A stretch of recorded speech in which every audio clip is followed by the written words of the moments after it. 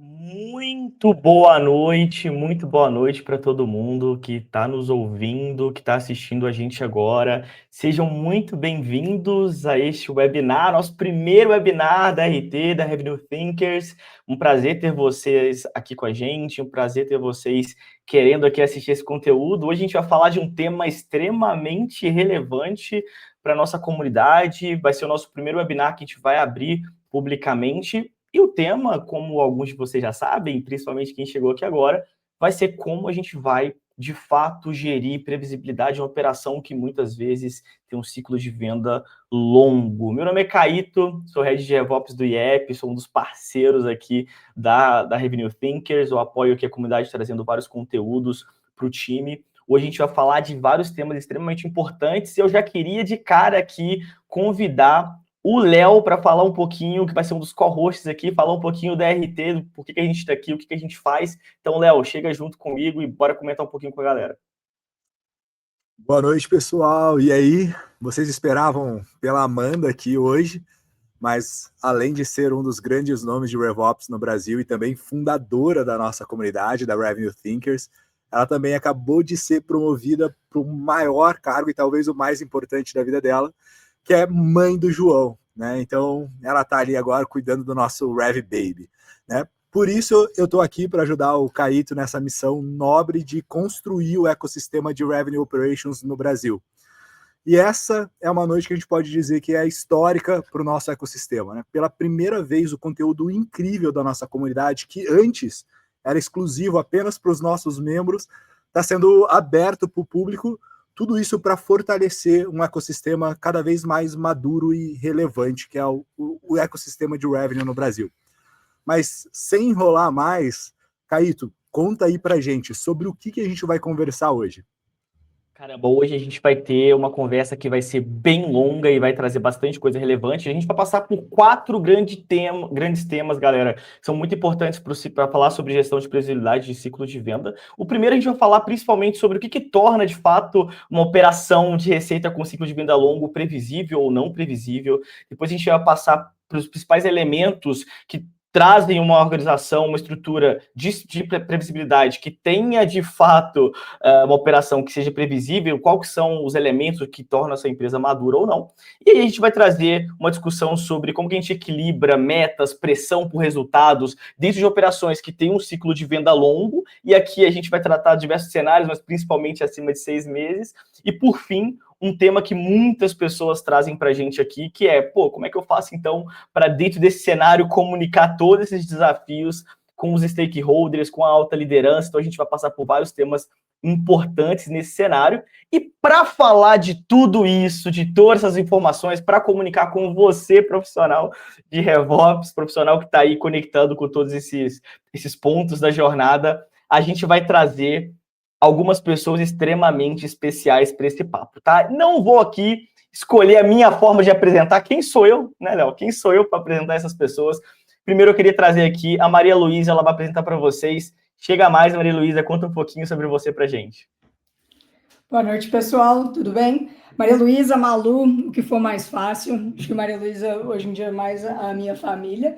Eu sou gerente de estratégia e operações de vendas para as Américas na HubSpot. Estou aqui tem 3 anos, trabalhei muito tempo antes em projetos de M&A, projetos de consultoria, sempre com foco em receita. E hoje estou super animada para falar um pouquinho sobre os meus assuntos favoritos: previsibilidade, forecast, planejamento, que é um pouco do que a gente faz aqui todos os dias. Já deu para sentir que vai ter muita coisa legal aí, hein? Pô, e junto com a Maria, junto com a Malu, junto com a Malu, para os íntimos, a gente terá um grande nome aqui também do LinkedIn que vai trazer para a gente. Diego, chega mais, se apresenta para a gente, Diego. Boa noite, pessoal. Obrigado mais uma vez pelo convite. Bom, sou o Diego Fernandes, sou especialista em vendas B2B. Eu atuo hoje como Enterprise Account Executive no LinkedIn, sou professor de alguns cursos de vendas e marketing B2B da SPM também. E já estou há um tempinho aí sofrendo com a complexidade. Aquele sofrimento que a gente gosta, né? A gente não vive sem complexidade aí de vendas B2B, ciclos longos. Então vai ser um prazer ter esse papo aí com vocês. Sensacional, sensacional. E o Léo e eu, a gente vai ser host desse papo. Galera, sem mais delongas, a gente já vai começar aqui direto para o conteúdo.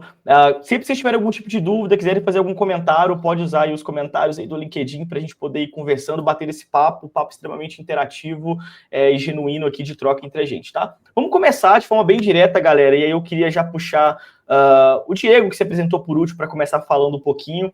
A gente bateu vários papos sobre previsibilidade e a primeira coisa que a gente sempre fala é, cara, o que é um ciclo de venda longo? Então, tem várias formas de pensar sobre isso. E o que torna, né, uma operação de receita que tem um ciclo longo de fato previsível ou imprevisível? Qual que é a tua percepção aí nesse cenário?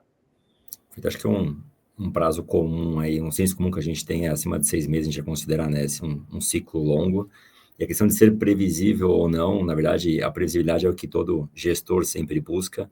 E na minha percepção, tudo gira em torno ali de dados, né? Então, enquanto eu não tiver dados, tanto histórico quanto de projeção, previsto, realizado, tudo acaba ficando na base do achismo.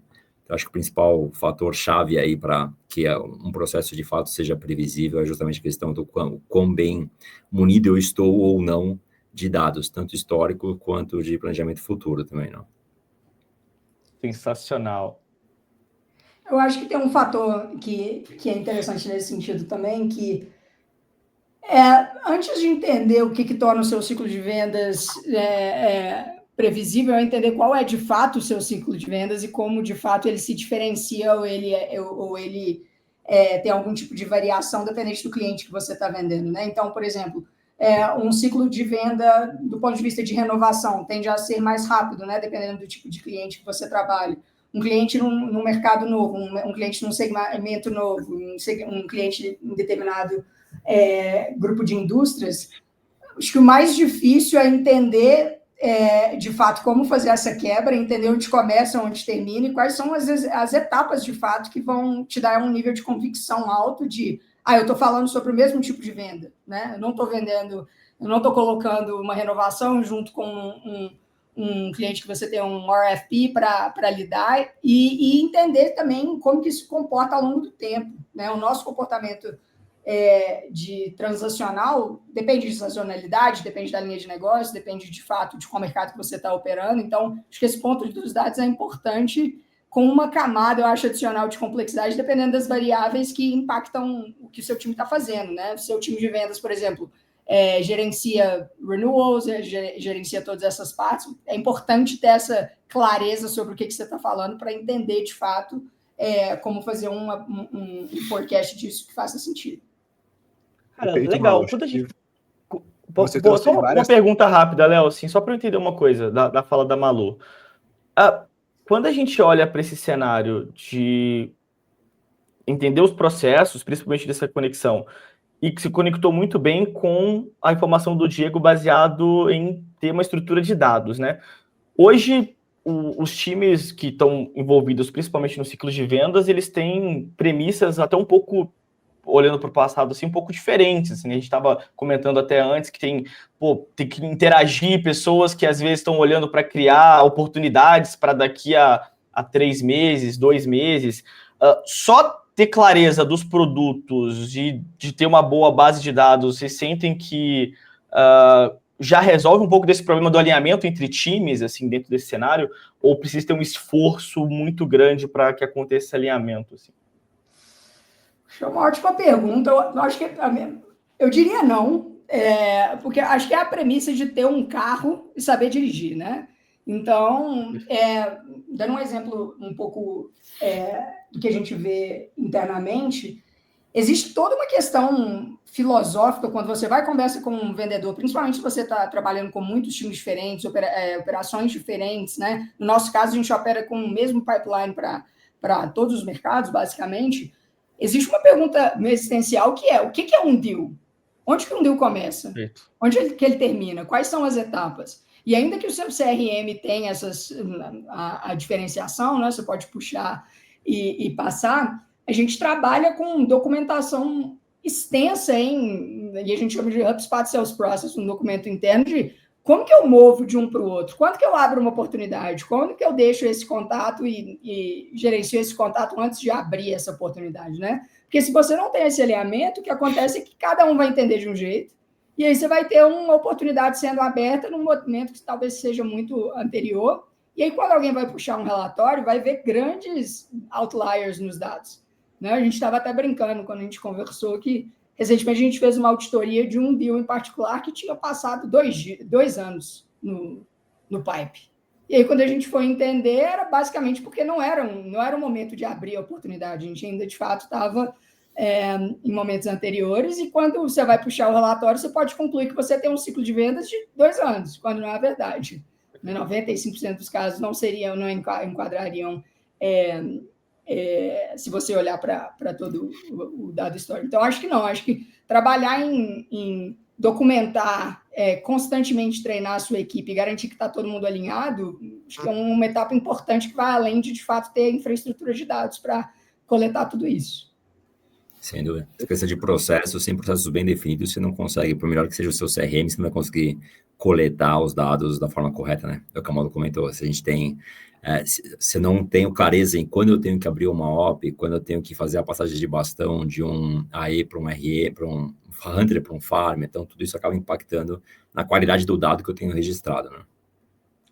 Perfeito. Vocês trouxeram 2 pontos que eu acho que são... Vocês trouxeram 2 pontos que eu acho que são bem importantes, assim. Então, primeiro, a Malu comentou ali sobre entender quais são as camadas de dados que são importantes para a gente conseguir identificar, né, quais desses dados realmente corroboram ali para entender esse forecast, e isso varia de negócio para negócio. Então, esse entendimento a respeito do negócio, acho que ele é bem importante. E aí, uma segunda coisa que a Maria trouxe é em relação a essas definições, né? Então, entender muito bem o que é cada uma dessas coisas, quais são os critérios de avanço de etapa, o que define, né, quando a gente anda com essa oportunidade no funil, quando a gente cria uma oportunidade de fato ali. Então, essas definições, elas são bem importantes. E uma coisa que eu noto, e aí eu queria trazer um pouquinho mais para a realidade e o dia a dia de quem está assistindo, quem está ouvindo a gente agora, pessoal, eu queria entender de vocês essa perspectiva. Muitas vezes isso ainda está...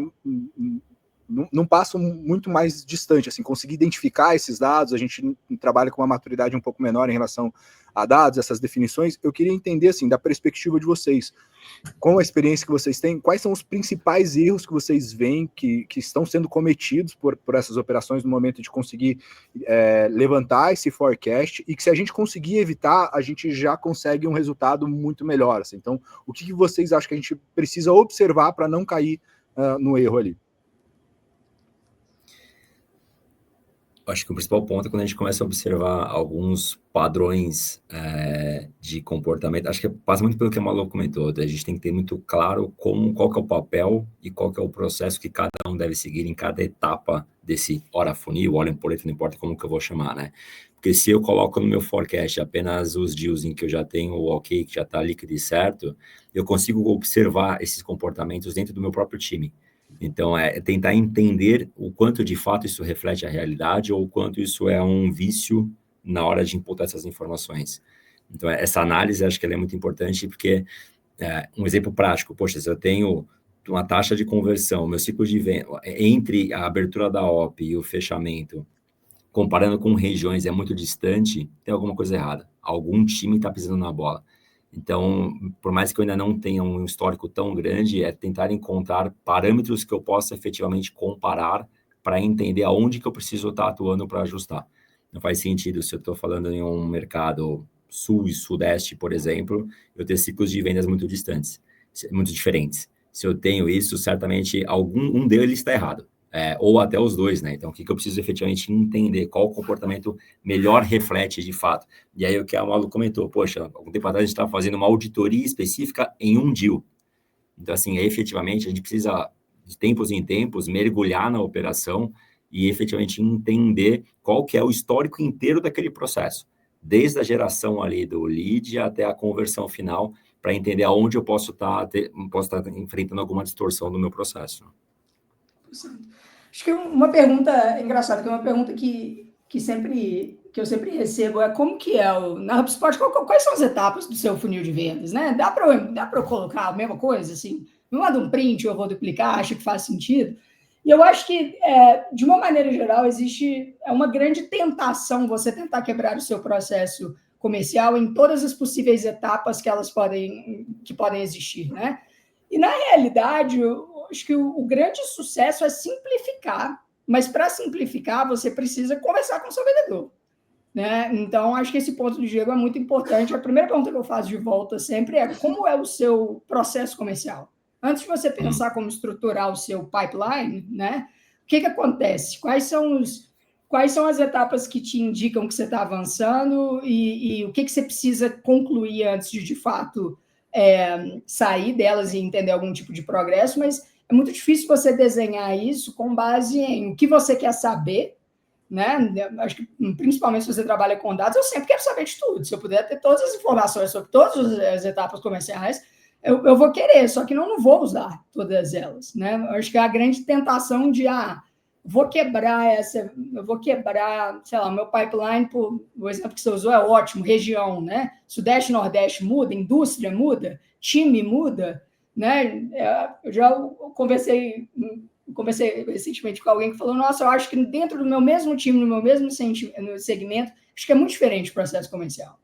E, na verdade, não é, né? Então, acho que é tentar entender, e esse trabalho de Ops também com vendas, de ter curiosidade para entender o que acontece na vida do vendedor. E acho que um outro erro muito comum que eu vejo é você demandar demais do vendedor em termos de coisas que você quer que ele inpute no CRM. Né? Então, para passar de uma etapa para outra, você está pedindo 25 informações. Né? Eu acho que, no final das contas, o vendedor quer vender. E o trabalho do CRM é tornar isso mais fácil para ele.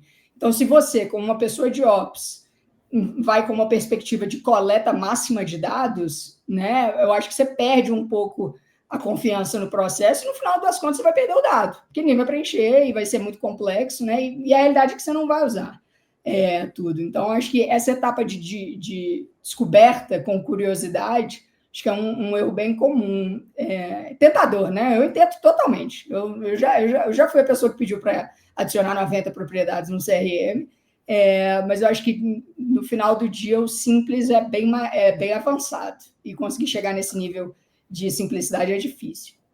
E acho que tem outro ponto, pegando o gancho, Malu, do que você comentou, é que assim, hoje eu vejo que assim, 90 registros de informação é algo inviável, mas quando a gente olha do ponto de vista de tecnologia, desde que esses 90 registros sejam feitos de forma automática, na medida em que eu vou conduzindo o meu processo, não seria um problema, poderia ter 100 se fosse o caso. Obviamente, esses números são absurdos, mas assim, a questão não é nem tanta quantidade, porque às vezes 5 passos, dependendo da complexidade, da dificuldade que você tem de registrar, já é demais. Então, hoje, quando a gente olha tanto o LinkedIn como o HubSpot, a gente pode usar a tecnologia efetivamente como um facilitador para que eu consiga coletar esses sinais do campo de uma forma fluida. Então, exemplo, eu sei que o próprio HubSpot tem ali os Smart Links, ali, aqueles links que você envia uma proposta dentro do HubSpot. Assim, você não precisa voltar no CRM para que você enviou a proposta. A hora que você gera o arquivo e já transmite, todo o traqueamento já fica lá dentro. A mesma coisa dentro do Sales Navigator do LinkedIn, a gente tem uma ferramenta similar a essa também. Então, assim, toda vez que eu envio uma proposta, se eu já tenho um log automático no CRM, se toda vez que o link, o meu lead, o meu potencial cliente abre a proposta, eu já tenho esse log também, eu já começo a aumentar a quantidade de sinais que eu estou captando dentro do meu processo, sendo que para o vendedor, o único trabalho que ele teve foi clicar no botão gerar proposta dentro da minha ferramenta que tem esse recurso. Então, esse é um exemplo que eu dei, mas assim, tem muita funcionalidade que hoje a gente conta com, desde sistema de mensageria, própria Blip, que tem integração com CRM, HubSpot, Sales Navigator, N outras funcionalidades, ferramentas mesmo que eu consigo reduzir, depender menos do vendedor, de uma ação do vendedor para que eu colete esse sinal, que é o melhor dos mundos, porque eu, como vendedor que sou, cara, ninguém gosta de preencher CRM. Então, quanto mais fluido é esse processo, maior a chance de você ter sucesso efetivamente na coleta desses dados, e principalmente não só no registro, mas no registro correto. Eu sempre brinco, né? Se eu mando uma proposta via Smart Link dentro do Sales Navigator e eu coloco no meu pipeline que eu vou fechar daqui a um mês, deu uma semana, ninguém nem abriu a proposta, qual a chance desse deal de fato virar? Agora, se eu mando a proposta hoje e eu tenho 3 aberturas por dia desse link, aí eu começo a ter uma temperatura de uma forma automática. A gente fala muito de inteligência artificial hoje em dia, a ideia não é ficar falando também aqui muito sobre isso, mas não tem como fugir. Agora, imagine, tem muitas empresas gastando aí milhões ou empresas de pequeno e médio porte, que um percentual com valores não tão expressivos, mas que o percentual dentro da receita dela é muito expressivo e não tem nenhuma base de dados confiável dentro do CRM. Então, aquela história, né? O poder da inteligência artificial depende 100% da qualidade da base de dados que você tem. Então, quanto mais fluido eu consigo deixar esse processo, maior a chance de sucesso que eu tenho na análise desses dados, né? 100%. Sensacional. E uma coisa que eu queria ver com vocês é o seguinte: a gente tem que conectar tudo isso, principalmente quando a gente olha para tornar a operação previsível. E eu vejo que, assim, até o Leonardo Gonçalves fez um comentário muito legal quando o Diego estava falando sobre oportunidades que ficam paradas no pipe, né? E ele comentou: muitas oportunidades ficam abertas por preciosismo e acabam afetando os dados. Então, a gente está falando aqui sobre os dados estarem conectados para gerar previsibilidade. E aí, quando a gente estava conversando no off aqui, nas nossas últimas conversas, a gente estava falando que um dos pontos que dificulta uma jornada de compra, que é além do comercial, que é além do vendedor, é aquela ideia que quando você está num ciclo de venda, que ele é longo, e aqui eu estou falando assim, passou de 45 dias aqui, já vai enquadrar no que eu vou falar aqui, tá? Você vai ter um time de criação e captura de demanda que, de certa forma, está sentindo que está trabalhando para o futuro, porque eles não vão estar criando demanda que estão convertendo dentro daquele mês.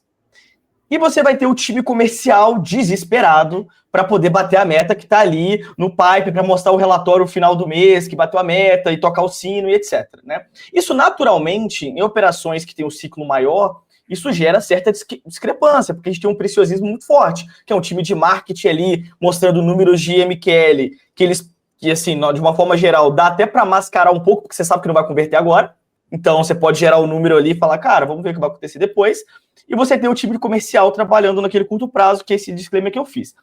Quando a gente olha tudo isso, numa operação de ciclo longo, quais são, além dos dados que vocês trouxeram, que para mim parece que o que norteia tudo, quais são os sinais que vocês sentem que dizem assim, cara, essa operação, ela tem um certo nível de maturidade estrutural para gerenciar, de fato, um ciclo de venda longo. Cara, isso aqui, se está nessa característica aqui, não é um bom sinal, fica de olho, porque vai tender a ir para um caminho negativo. O que vocês sentem, assim?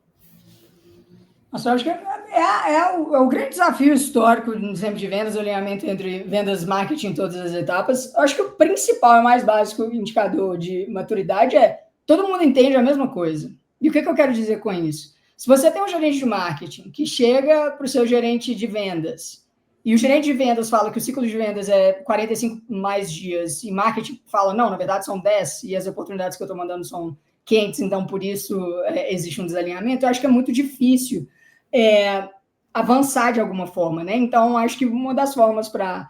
Obviamente, você vai precisar de dados para trazer isso com convicção e garantir que colocar todo mundo na mesma sala e garantir que está todo mundo alinhado, né? Então, olha, nós temos nosso comportamento de vendas, tem essas principais características, esses são os fatores que influenciam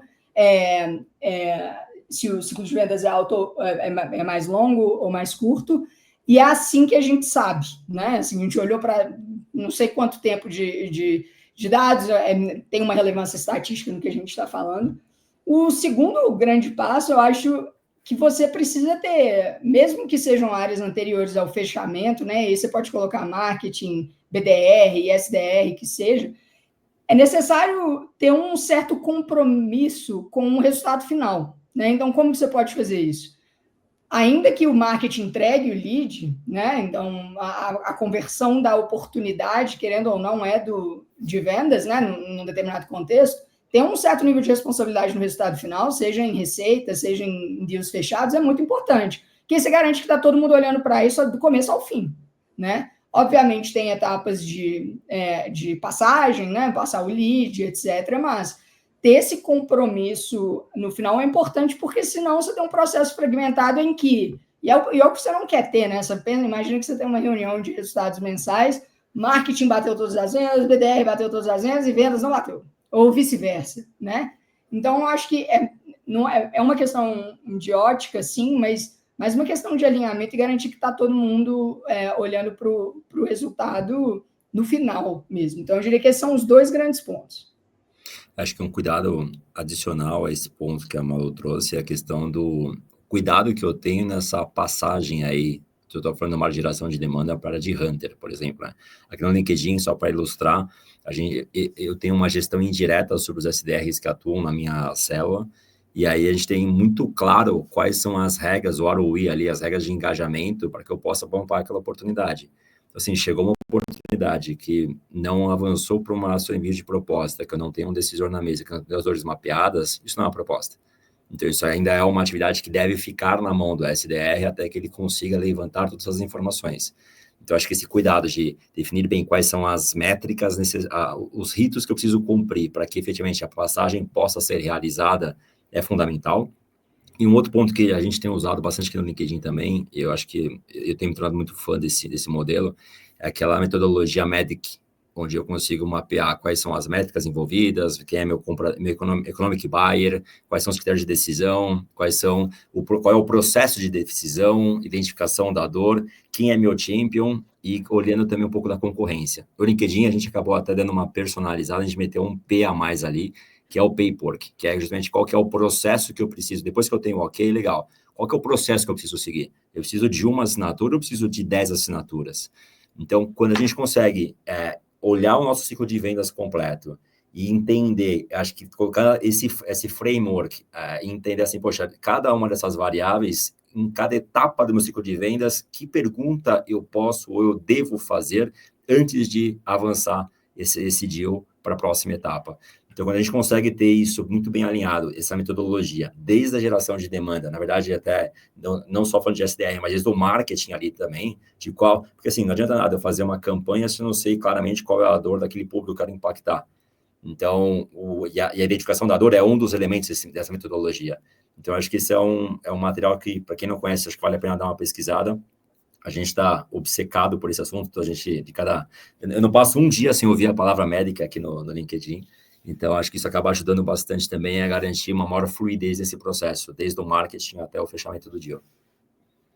Perfeito, excelente. Acho que esse ponto que vocês trouxeram, ele é muito relevante em relação ao alinhamento interno, né? Então, primeiro, a gente conseguir esse alinhamento de comunicação, de vocabulário entre as equipes, porque se a gente não tiver com todas as nossas equipes falando a mesma língua, fica muito difícil de a gente conseguir construir entendimento entre elas. Então, a Malu, né, trouxe essa questão de a gente conseguir ter as mesmas definições, né, chamar as mesmas coisas pelos mesmos nomes e conseguir entender o que a gente está comunicando nas nossas falas internamente. Acho que isso é bem importante. E aí, em relação também aos frameworks e metodologias que a gente vai utilizar, né, Diego? Então, a gente conseguir ter esse alinhamento também.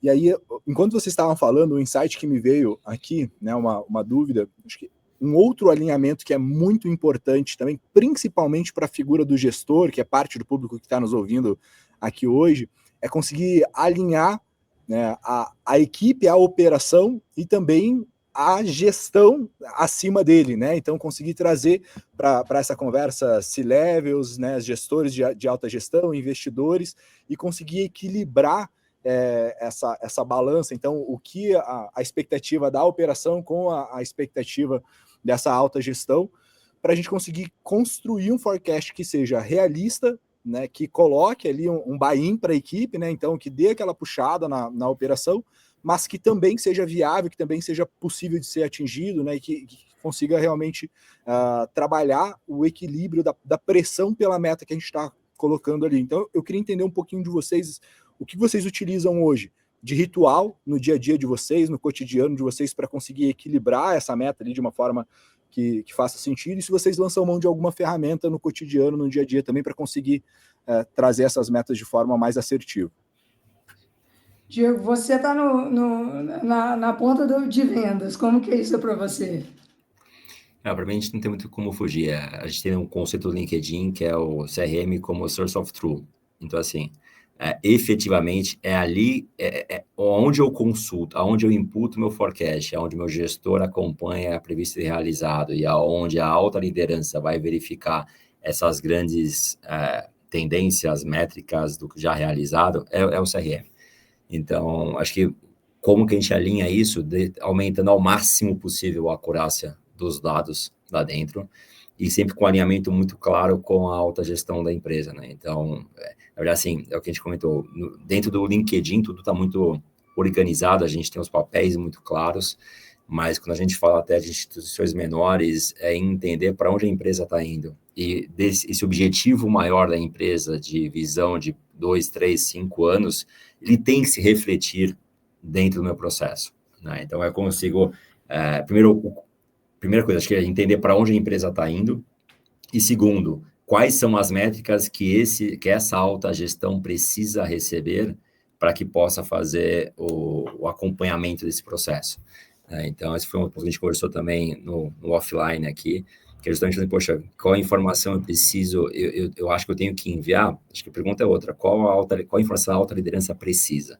Às vezes ela não precisa de algo tão granular, ela não nem quer ter tempo para parar para olhar isso. Então, acho que esse é o principal input, de qual é o dado, qual é o output que eu preciso gerar para esse público aqui em cima, e a partir daqui, como é que eu consigo cascatear isso de uma forma que seja o mais confiável e fidedigna possível. E aí a gente volta na questão da qualidade desses dados que eu tenho ou não tenho, né? Então, porque se eu não tenho isso muito bem estruturado, por mais que eu tenha esse briefing bem recebido, qualquer informação que eu der vai ser um chute. Então, assim, eu tomo cuidado porque eu rodo e acabo caindo em dados, mas, cara, para mim é muito isso. Não tem como fugir disso. Basicamente, qual é o dado qual é a métrica, quais são os dados que eu vou usar para ver se eu atingir a métrica ou não, e qual é a melhor forma de garantir que a coleta desses dados, a geração desses dados, seja o mais fluido e o mais confiável possível. Acho que são passos relativamente, quando a gente fala aparentemente simples na hora de definir, mas muito complexo, e acho que a Malu vive isso no dia a dia, da gente conseguir, de fato, implementar na operação. Né? 100%, eu acho. O meu time, eu sempre brinco que na do esporte, o meu time senta num lugar muito interessante, que é o braço direito da liderança de vendas em diferentes níveis, né? E o que é interessante no sentido de, acho que assim, combinar previsibilidade com pressão, né? Acho que tem um ponto básico que é você constrói um plano em que você tem convicção de entregar, né? Então, essa é uma etapa em que os dados vão ser, obviamente, seus melhores amigos, mas você entender o que eu preciso entregar, por quê, o que me dá confiança de que é possível, o que precisa acontecer para eu chegar lá, né? Então, por exemplo, se você tem uma operação que tem ciclos de vendas longos, você não pode planejar para ter uma sazonalidade em que você vai entregar muito no mês 1, mês 2, por exemplo, né? Uma estrutura de vendas corporativa, porque você está setando os seus times para falhar. Então, acho que tem uma etapa muito importante de planejamento, mas também vendas é vendas, né? Então, tem um componente que eu acho muito interessante na dinâmica entre operações e vendas, que olha, eu tenho 3 deals gigantes que vão fechar. E a primeira pergunta se você é um gestor de vendas, a primeira pergunta que vão fazer é como que você sabe? Né? Então, o que te traz convicção de que essas oportunidades vão avançar? Né? Então, eu acho que qualquer tipo de comunicação para cima, quando você está reportando, seja para diretoria, seja para board, né? Seja para investidores, olha, aqui é o que eu tenho no meu pipeline, com base nos meus históricos, eu sei que nessa etapa do mês ou essa etapa do ano eu deveria estar em X, eu estou em Y, né? E para eu ter convicção de que eu vou fechar, o próximo isso aqui tem que acontecer, né? E você pode fazer esse nível agregado, se você é um gestor de vendas reportando o resultado do seu time, no nível de oportunidade mesmo, né? Se você tem um grande deal para fechar, eu acho que volta também a entender seu processo comercial. Olha, estou na etapa do deal que eu já tenho um compromisso, eu já sou selecionada como a ferramenta de escolha, né? Historicamente, eu sei que as próximas etapas vão ser compras, vão ser validação do board, etc, etc. E, tipicamente, isso demora entre 28 e 30 dias. Para ter convicção de que eu vou fechar essa oportunidade, eu preciso ver nos próximos 30 dias ABC. Né? Então, eu acho que o segredo para trazer confiança e equilibrar essa pressão, né, é saber o que você está falando e ter todos esses dados para mostrar e ter clareza de quais são os próximos passos para que alguém sinta firmeza mesmo de que eu sei onde isso está caminhando. Né? Eu já vi isso antes, o passado não mente, né? Já vimos isso antes e temos um passo para seguir. No final do dia é isso que você pode comunicar, você não pode garantir que a oportunidade vai fechar. Né? Você tem que garantir que você sabe o que precisa ser feito. Então, acho que falando de forecast, seja de um ciclo de vendas longo ou curto, assim, estruturar a sua comunicação, estruturar os seus processos ao redor disso, né? Vamos supor que você tem uma ligação de forecast com sua liderança de vendas. Trazer essa estrutura de, olha, é isso aqui que eu estou buscando entender sobre qual que é o estado do seu negócio, do seu time hoje, é muito importante. Então, acho que isso a gente aplica em todos os níveis, quando a gente está falando de forecast de oportunidade, forecast de número agregado do segmento, da região, para trazer essa confiança mesmo para a liderança de que temos um caminho. Sim. Sensacional. Tem alguns pontos de controle que eu consigo incluir também nesse processo. Quando a gente olha, a gente discute muito aqui no LinkedIn a questão do multithreading, né? Que é uma palavra que a gente tem usado cada vez mais quando a gente fala de vendas complexas. O próprio Gartner, até 2019, ele afirmava que eu tinha em média de 5 a 6 pessoas compondo o comitê de compra. Em 2024, esse número já era de 11 a 12. Então, o comitê de compra dobrou. E aí, quando eu coloco alguns pontos de controle, se eu tenho um deal, que é um dos meus maiores deals do meu quarter, e que é um valor expressivo, como é que eu tenho nesse deal apenas uma pessoa mapeada como meu decisor final? Cadê as outras 10 pessoas que podem acelerar ou barrar o meu deal? Então, no LinkedIn mesmo, a gente vende, por exemplo, a marketing e vendas, mas eu tenho o jurídico que pode me atrapalhar, eu tenho compras, eu tenho área de compliance, eu tenho TI. Então, assim, quais são todas as pessoas que podem exercer alguma influência positiva ou negativa no meu processo? Então, quando eu mostro para o meu board ou para a minha autogestão de vendas que, olha, esses deals que eu estou colocando no forecast, eu já cumpri essas etapas, eu já tenho mapeado quem são os comitês de compra, eu já identifiquei a economic buyer, quem é meu champion, ponto de dor, tá, nível de urgência. Quando eu faço essa lição de casa, automaticamente eu acabo tendo, nunca uma taxa de 100%, mas eu acabo minimizando muito a minha margem de erro. Então, de repente, eu entender quais são esses pontos de controle que eu consigo colocar, principalmente na etapa final do processo, porque se eu estou no final, eu tive tempo de coletar muita informação para que eu possa ter o menor risco possível, a menor margem de erro possível nesse processo. Sim. Acho que esse ponto é engraçado, né, Diego? Eu sou a pessoa que olha para o input, né, do que está no CRM. É engraçado que toda vez que surge, por exemplo, um deal muito grande, a primeira coisa que eu vou olhar são os pontos de controle. Eu não vou olhar qualquer oportunidade, não vou olhar qual indústria. Quem entende do cliente, quem vai gerenciar isso sempre é o vendedor, né? Existe um nível de confiança que é uma oportunidade viável. Mas, por exemplo, são conversas que a gente tem em forecast com a liderança de vendas, mas eu tenho uma oportunidade gigantesca. Ela está numa etapa que é para assinar. O primeiro ponto de controle que eu vou verificar você já tem uma proposta enviada? Né? E são coisas pequenas. Eu acho que a proposta enviada é uma relativamente fácil de implementar. Outra é quantas vezes você já empurrou esse deal? Né? Então, você vai entrar num call de forecast, tem os seus top 10 deals. E a segunda coluna que você vê, esse deal foi empurrado 12 vezes. Então, de duas uma, a gente tem um problema de gestão de CRM ou alguma coisa muito material mudou na oportunidade, né? E aí é importante, aí a pergunta óbvia é o que mudou, né? E a outra é qual que é o próximo passo, né? Então, esse nível de documentação, acho que além da propriedade que você preenche, é a forma como você conduz o processo, né? E conseguir falar sobre isso com um nível de propriedade que vai ser suportado com o seu comportamento anterior, né? E seus dados históricos faz toda a diferença.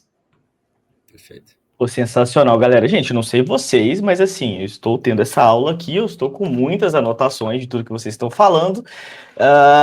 Quem está aqui acompanhando, obrigado a todo mundo. Vão mandando algumas perguntas. Já vi que tem algumas coisas aqui que eu já quero trazer para o pessoal. Antes de eu trazer uma das perguntas que eu estou vendo no chat aqui, eu fiz várias anotações aqui. Eu queria entender uma última coisa aqui com vocês, que é, pelo menos da minha parte, que eu estou com dúvida, que é o seguinte. A gente teve de um lado falando sobre precisamos mapear os dados que vão direcionar o que a gente vai tomar de decisão, correto? Nós falamos também que não podemos mapear tudo, porque senão eu não sei o que fazer. Só que a gente do lado de cá, e quando a gente pega principalmente grande parte do público que está assistindo, a gente tem desde aqui, estou vendo nos comentários, tem CEO de empresa, tem profissional de Sales Ops, de CS Ops, de Market Ops, tem várias pessoas aqui. A gente sabe que tomar essa decisão do que mapear é tão difícil quanto fazer esse processo de mapeamento. Talvez até mais do que usar IA.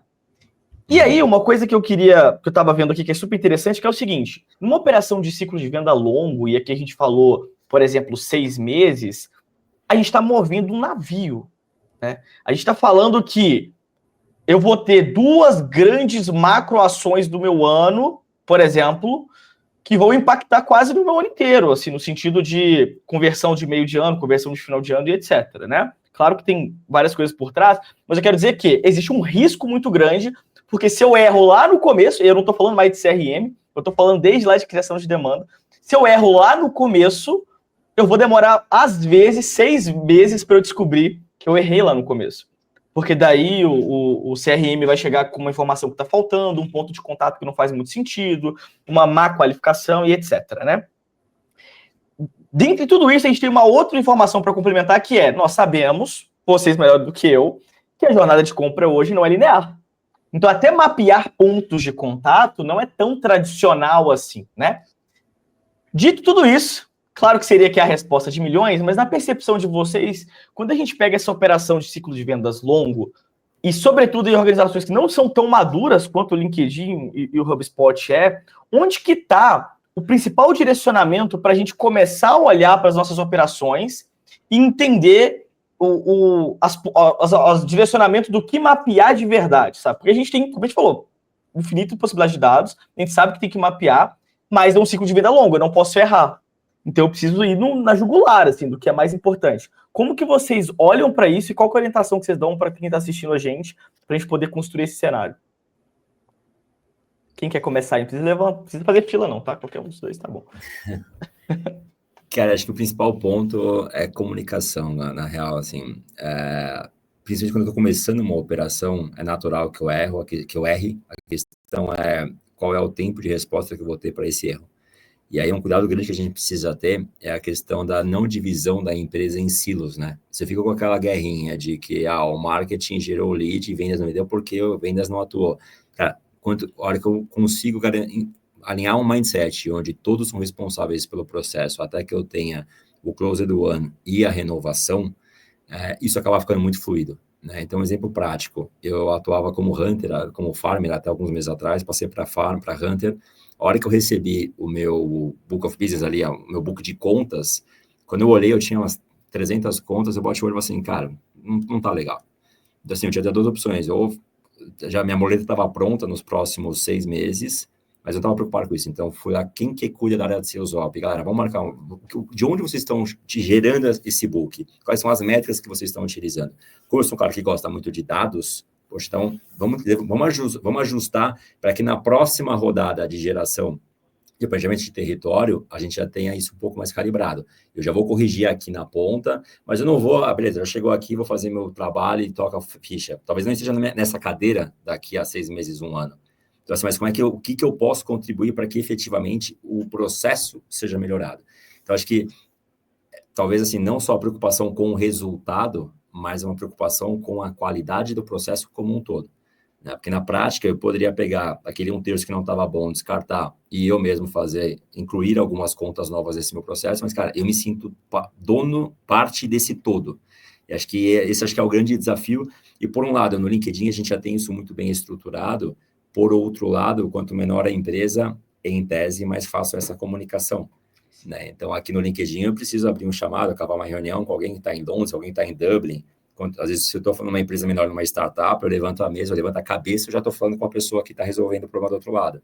Então, acho que para mim, além dessa minha obsessão por relação a dados, acho que essa questão da comunicação, porque efetivamente a qualidade do meu trabalho, né, a geração de demanda, muitas vezes eu não tenho dentro da minha etapa as informações suficientes para determinar se está ok ou não. Eu preciso acompanhar como está sendo esse desdobramento na próxima etapa.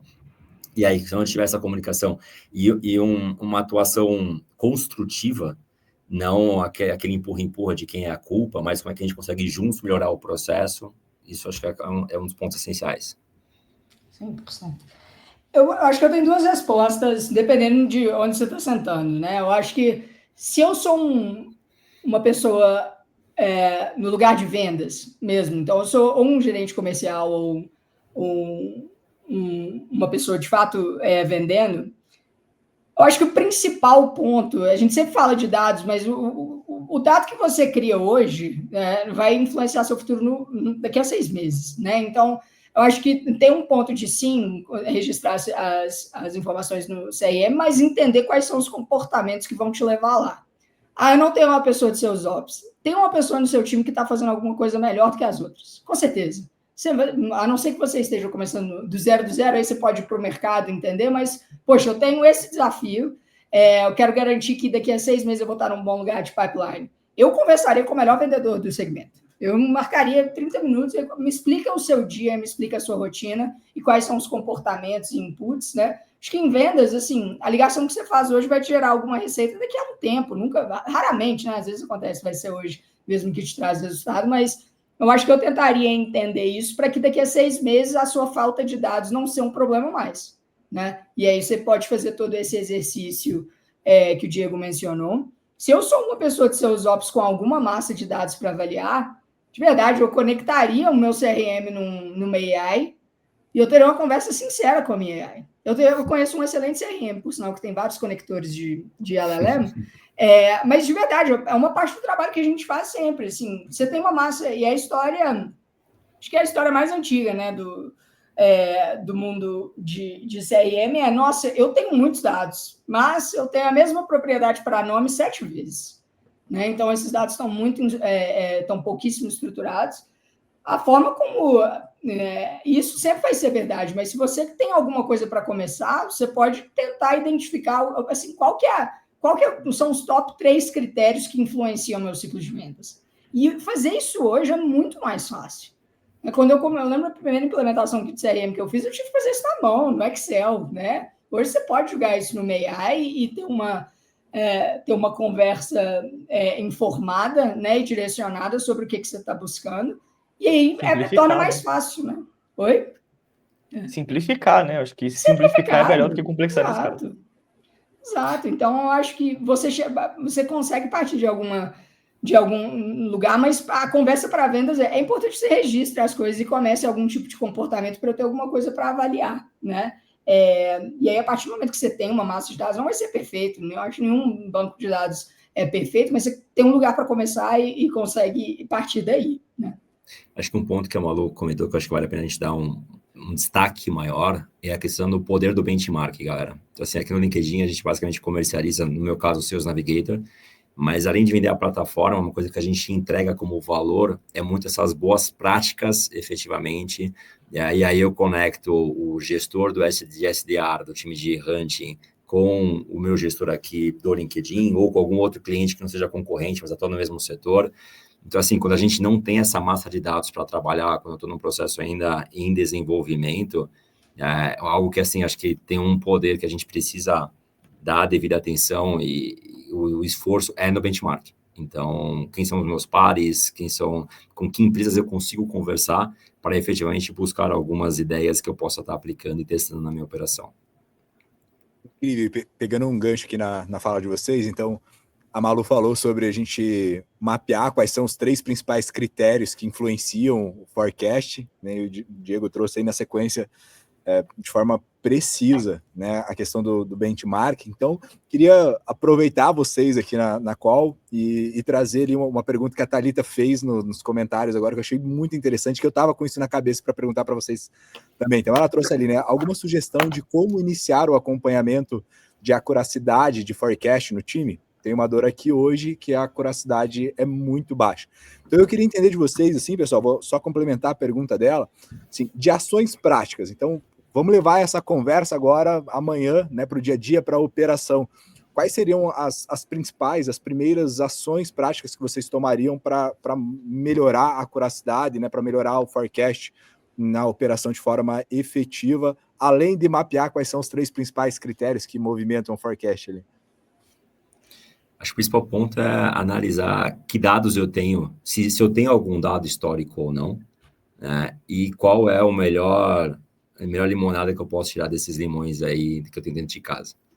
Alguma coisa vocês devem ter. E aí, se não tenho, já tenho uma lição de casa meio que urgente, não importa se com o mínimo de controle eu preciso ter. Quando eu falo hoje de controlar que seja em Excel, cara, tem tanta ferramenta com custo super acessível, que ter uma gestão dessa é quase um pecado, né? Mas acho que é isso. O primeiro ponto é, tem algum dado histórico dentro de casa para analisar? Se eu não tenho, qual é o mínimo que eu preciso ter para controlar? Então, a gente está falando de, poxa, comparar a qualidade do forecast, dos últimos calls que a gente fez com a liderança e com os times de vendas, qual foi o valor projetado, qual foi de fato realizado. Se eu puxar isso com 3 meses, e aí eu vou acompanhando vendedor por vendedor, eu tenho algum problema pontual com algum vendedor, com alguma equipe específica, com algum gestor específico, alguma região específica, qual desses efetivamente está me trazendo a maior acuracidade possível? Esse que tem a maior acuracidade, ele tem alguma prática diferente das demais? E aí eu faço quase que uma engenharia reversa, né? Então, assim, quem são os meus outliers positivos e negativos e quais deles, de fato, retratam a minha operação? E a partir disso, assim, essa galera que, de fato, é a informação mais confiável, nunca vai ser 100%, mas a mais confiável que eu tenho, qual é o padrão, qual é o processo, eu tento encontrar isso e faço disso a regra para todos. Aí eu estou falando mais na cadeira que a Malu fala com mais propriedade, com certeza. Diego, você falou isso, a primeira coisa que eu faria eu pegaria o time com a maior accuracy e o time com a menor. Seria o primeiro passo, né? Porque eu acho que você tem que... É difícil falar sobre forecast, assim... Primeiro porque é uma parte de ciência, uma parte arte, né? Porque no final do dia, vendas é vendas e a gente trabalha num mercado super dinâmico.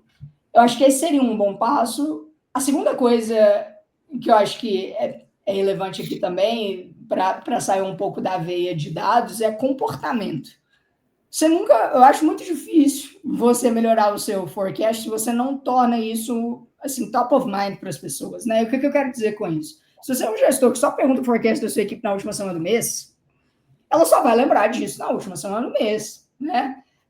Internamente a gente tem uma piada, o Camilo é um dos líderes de vendas que eu trabalho sempre, uma vez ele tirou férias na última semana do mês e eu fui atrás dos vendedores. E aí quando ele voltou, ele tá assim, como assim você vai atrás dos vendedores na última semana? Você tem que perguntar do forecast deles desde o dia 1º, né, do mês. Aí, é verdade, faz sentido, né? Então eu acho que assim, do ponto de vista de comportamento, eu acho que de um lugar da liderança é garantir que as pessoas entendam que isso é importante, né? Fazer com que as pessoas se importem, né? Então, internamente, os nossos líderes de vendas mandam e-mails, comunicações, Slack sobre, olha, nosso forecast está aqui, nós precisamos fazer X para chegar, esses são os deals, né? E ter esse tipo de conversa e cascatear isso na organização. Se você tem 50 vendedores, você não vai conseguir mandar um Slack para 50 vendedores, né? Você precisa que essa preocupação cascateie dentro da organização. E eu acho que parte do comportamento também é ter os rituais para isso, né? Então, forecast semanal entre nível de equipe, né? Se você é um gestor de linha direta, você tem vendedores na sua equipe, revisões de deal, garantir que as pessoas tenham um dia específico na semana para preencher, né? Isso é muito importante, assim. Obviamente, o vendedor está o dia inteiro no CRM, mas tem um corte na semana que eu preciso de ter uma visibilidade de qual que é o número do seu mês, né? Eu não vou pedir para ele atualizar isso todos os dias. Não faz sentido, né? Todos os dias ele tem que estar ligando para o cliente. Então, acho que esse ponto do comportamento e de ter os ciclos fechados, né, na agenda mesmo, e aí é uma ótima oportunidade para você trazer toda a sua equipe cross-funcional, né? Então, nas nossas ligações de forecast participam todos os nossos líderes de demanda também, para eles que ele tenham visibilidade sobre o que a gente está vendo no negócio e todo mundo esteja falando a mesma língua e com a mesma percepção do momento. Então, acho que isso são coisas que você não precisa de dados para implementar, né? Você pode adotar na rotina da sua equipe e garantir que faz parte da sua filosofia de gestão de uma maneira geral. Acho que pegando esse gancho, Malu, essa comunicação do gestor com os liderados, até em alguns momentos, acho que vale a pena conscientizar o liderado de qual é o impacto que aquela não atualização do CRM gera na operação. Eu participei de uma conversa, acho que uns 10 dias atrás, com um cliente, onde ele mostrou assim, cara, olha isso, ele trouxe um gráfico que ele tirou do CRM. Ele tinha 5 pessoas em um time, 3 estavam com um pipeline para esse que ainda, de mais de R$500 mil, e os outros 2, 3 estavam com uns $50 mil de pipeline. Sendo que esses de 50 mil era o mais coerente. E aí, assim, cara, eu tive que explicar para eles que quando a minha alta gestão sabe que historicamente eu tenho uma taxa de conversão de 30% no meu pipeline, e eu tenho aqui, olhando os dados do CRM, 2,5 milhões só nesses 4 gestores, automaticamente, então, eu estou esperando entregar quanto? $750 mil? Como é que eu, gestor, estou projetando só 150? Se a minha projeção, com base no que vocês falam que vão fechar, não bate com, quando eu olho o que eu tenho de pipeline, com a taxa histórica de conversão, está muito discrepante. Então, é essa visão que eu gero para a alta gestão da nossa falta de controle. Então, não é só, eu poderia só falar assim, cara, você tem até amanhã para preencher atualizar esse bendito CRM. Agora, se eu gasto 5 minutos a mais e dou essa visão para os liderados, que às vezes não tem nem noção, pô, já está sendo só mal, não. Esse é o impacto que tem. Então, você consegue conscientizar e talvez ter um engajamento um pouco maior desses liderados também. Pô, incrível. Pode falar, Malu.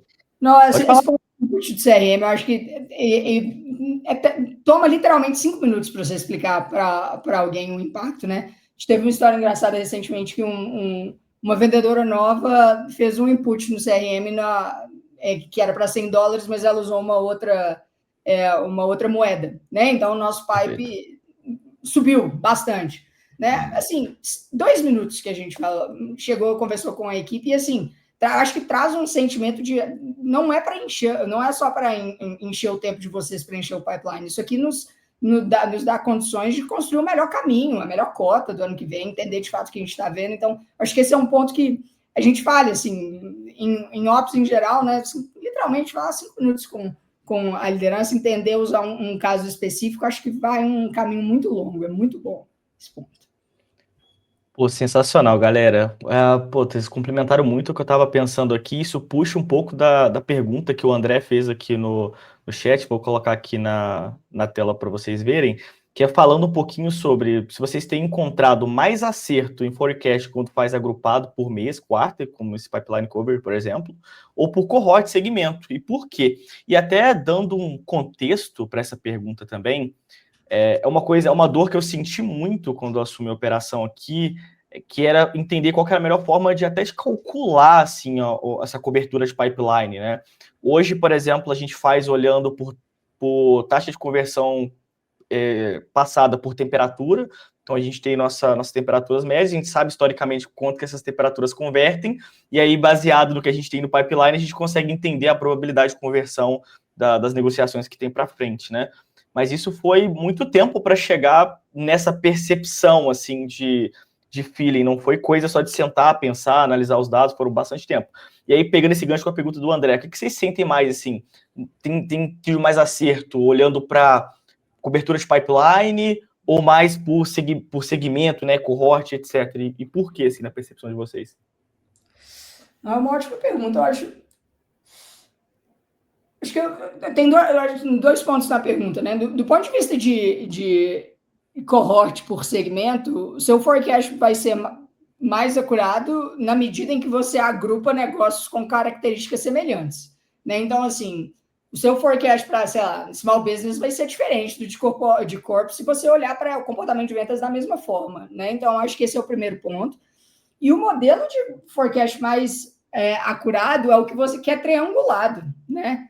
Então, assim, de uma maneira geral, você pode olhar para diferentes tipos de forecast, né? Preditivo, com base em produtividade de vendas, com base no seu pipeline, com base em capacidade do seu time de vendas, né? Quantas pessoas que você tem na equipe. De uma maneira geral, a gente encontra muita acurácia em modelos triangulados, né? E aí, do ponto de vista de mês e quarter, eu acho que vai depender muito da natureza do seu negócio, né? Eu acho que segmentos que tem ciclos de vendas mais longos, tem uma tendência a você olhar o quarter, né? Ter uma previsibilidade como está seu pipeline mês 1, mês 2, mês 3, e como que isso vai mudando na medida em que você vai fechando essas oportunidades. Mas eu diria que o segredo aí é você triangular os modelos. Nenhuma forma muito simples de fazer isso é ter pesos diferentes, né? E, assim, aí escolha a sua própria aventura no sentido de... Você consegue fazer isso semanalmente, ter uma avaliação de como o seu pipeline avançou semanalmente, diariamente, mês a mês, né? E entender o que é mais prever o que é mais acurado em qual período, né? Então, assim, um exemplo muito prático. Se você olha para o seu pipeline que tem deals que estão para assinar, na etapa de assinar no primeiro dia do mês para o último dia do mês, eu apostaria que a sua visão do último dia do mês vai ser mais acurada, se você olhar, né? Porque dia de fechamento, etc, etc. Então, acho que entender essas formas de triangular, tanto no contexto temporal quanto no contexto de modelos, né? Vai te trazer aí mais condições para operar, né? E é um exercício interessante fazer isso e entender o que muda ao longo do tempo. Acho que é aquela pergunta padrão de consultor, né? Depende. Depende do segmento em que você atua. A gente tem variáveis que justifiquem que vale a pena fazer esse agrupamento por cohorte ou por segmento. Acho que a Malu falou perfeitamente aí todos os pontos. Eu só complementaria que é o seguinte, por mais que eu tome a decisão, por qualquer que seja o motivo, de olhar a minha meta por H ou por quarter, nunca ignorar a importância do controle mensal para garantir o pacing. Então, assim, no LinkedIn, por exemplo, a gente tem as nossas metas por semestre, mas eu tenho uma quebra de meta por quarter e eu tenho um acompanhamento com a minha gestão no mês a mês. Então, sim, para fins de remuneração, para o número que eu preciso entregar, eu sei que eu tenho aqui esses 6 meses para construir, mas a gente já faz uma construção dividida em 2 quarters e um acompanhamento ali semanal de como é que está a evolução dentro do mês. Então, é entender o que é meta fim e meta meio, né? Então, posso ter, sim, uma meta ali para fins de reporte e comissionamento como H, como quarter, mas é importante que eu acompanhe isso também ao longo dos meses, porque é isso que vai acabar construindo o resultado final, né? Caíto, eu não sei você, cara, mas eu tô com a cabeça borbulhando de tudo que a gente viu aqui. Mais um pouquinho o cérebro até escorre aqui pelo ouvido, assim, foi muita informação mesmo, sensacional. Perfeito.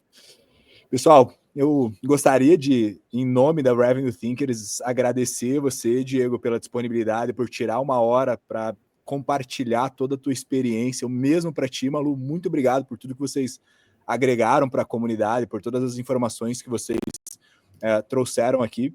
Lá atrás, né, quando eu e a Amanda tivemos a conversa, né, que veio a trazer a Revenue Thinkers para a realidade, né, que deu esse estopim, esse pontapé inicial, acho que o nosso maior objetivo, o nosso maior desejo de fato era realmente ter esse ambiente onde a gente possa trocar esse tipo de ideia, onde a gente possa trocar essas experiências.